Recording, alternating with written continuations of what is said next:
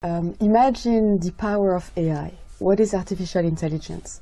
It's a way to automate computation and cognition. So we can now automate learning, perceiving, doing computation. It's a pervasive general purpose technology that will be used in all of our industries, that will come into our professional networks, our private networks, our schools, our industries and our offices. What I wanted to epitomize with the Internet of Bodies is this notion that we will be under assessment, we will be under measure of computation in every aspect of our lives in the future. From what you eat, who you date, what you buy on the Internet, how much energy you use, but also what are your vital signs? How well are you doing in terms of health? What kind of specific genetic quirks do you have? What's your genome telling about your health, about your mental health, about how well you are doing, how well you are aging, what kind of disease you are susceptible to? It has a bit of an Orwellian twinge to it. Well,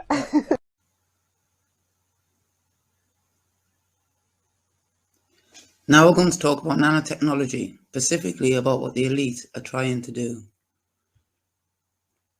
It is the future or purpose of this operation where Elon Musk is an important piece.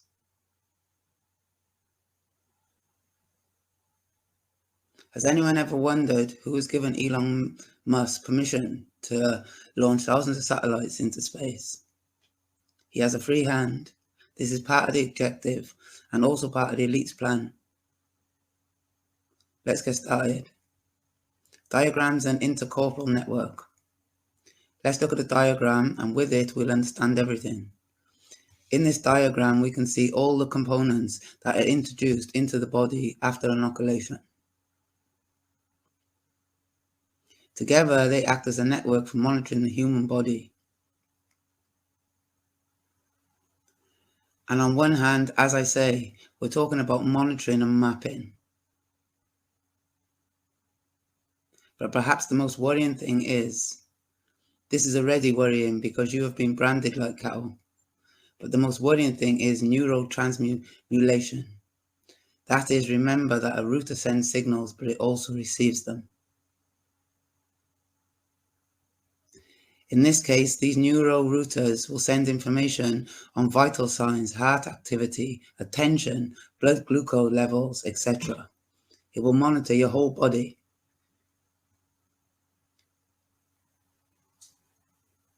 But you can also send signals to them. And as a consequence of sending these signals, changes in the biology can occur. Or behavioral changes if we're talking about intra-brain nano network. In this case, we're talking about interbody nano network. Together, they act as a network for monitoring the human body. These images that you can see here are extracted on one hand from the scientific literature.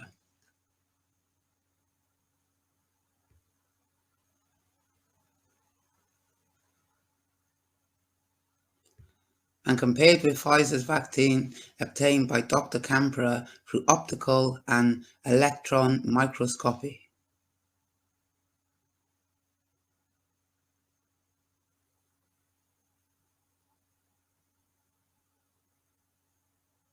Components of the intra-body nano network.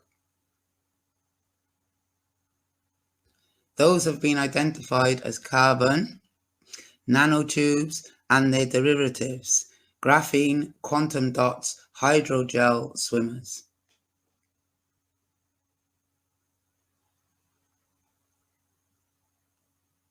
Graphene fractal, nano antennas, nano routers or nano controllers, codecs or nano interface.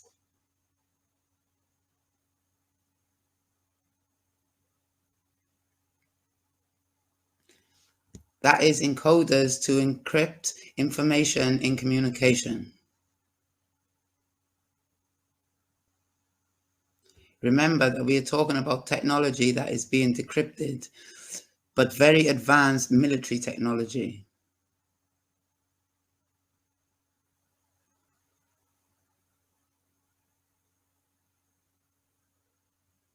And of course developed behind the back of civil society. In fact, behind the backs of 80% of civil society that thought it was a vaccine. So the first thing, as I say, is to reset all the information and provide the one that is correct, even if it's shocking.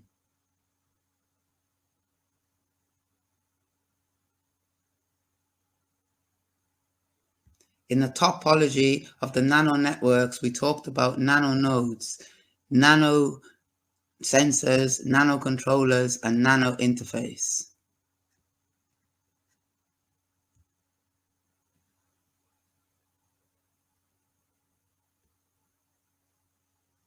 So as you can see, they're fully connecting you to the system. As we did explain last year, once you are connected to the system, then they will be able to control you. They will control everything about you. So if anybody got any question, drop them. The new world, how it will look after Agenda 2030. A glimpse into what the new world will look like after all the cities and everything has been flattened. Keeping some of them as museums so people can see obviously how we once lived. And be constructed within 10 years from now, which will be ready obviously for the Agenda 2030. Watch this. How long will it take to build these cities? Well, I would say it would take about approximately 10 years to change the surface of the earth with multiple jigs and giant machines, not bricklayers, plasterers, high-tech systems, about 10 years. We've garden cities all over the world, but we'd have to level most of the old cities and mine them for steel, glass, whatever we can get from them. After we level the cities, we might keep a few cities as museum cities to show people what people used to live in, to show kids of the future what the world used to be, just as the pyramids would be preserved.